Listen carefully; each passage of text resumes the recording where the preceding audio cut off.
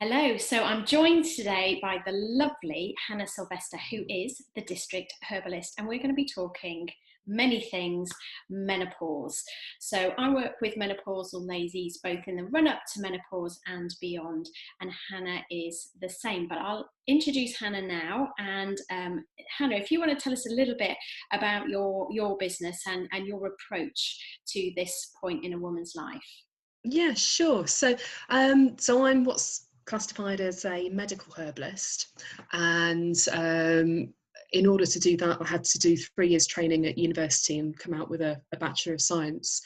And over the years, I have come to somewhat specialise in women's health, um, but with a fair interest in menopause.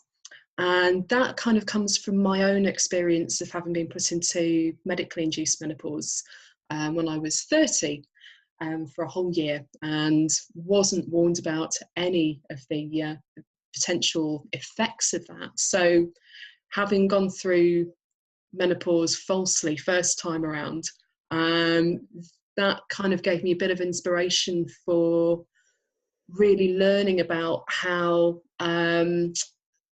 or basically what herbal medicine can do for menopause, because the way that we work is fairly differently to the conventional medical professions. So we see people for consultations, and that first consultation usually takes about an hour and a half, and we run through the whole health history of that person.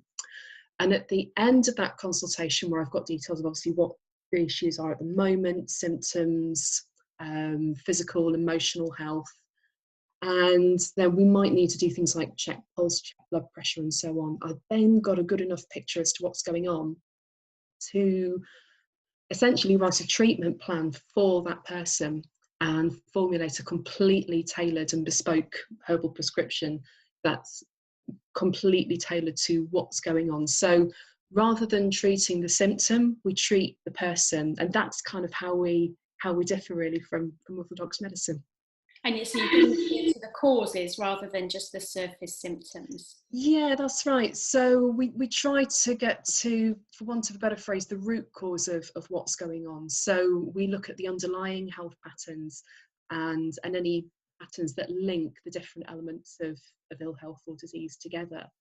And so that way, because we treat from the ground up, we're not sort of putting a sticking plaster on things. We do treat symptomatically in some cases, but for the large part, it's treating the body as a whole. Yeah. And we've got sort of some predetermined questions, and I'm going to digress off those right from the very beginning, because something you said there is really, really important.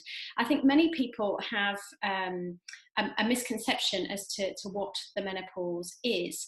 And like you and I both know that it can be the 5 and 10 years leading up to the point where you've had no periods for a year that are the biggest challenge that you wouldn't necessarily associate with menopause.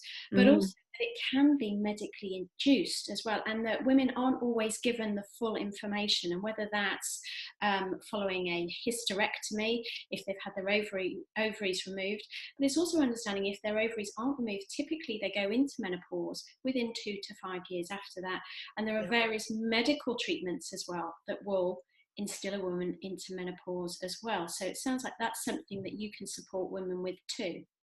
Yeah, absolutely. And it's, I mean, as you've rightly touched on, it's not something that people ordinarily get coached about from whatever health practitioner they're seeing in the NHS.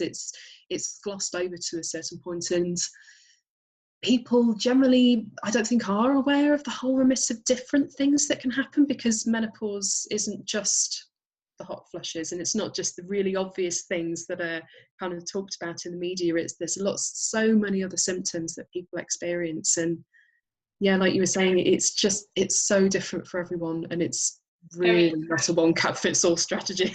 Yeah. And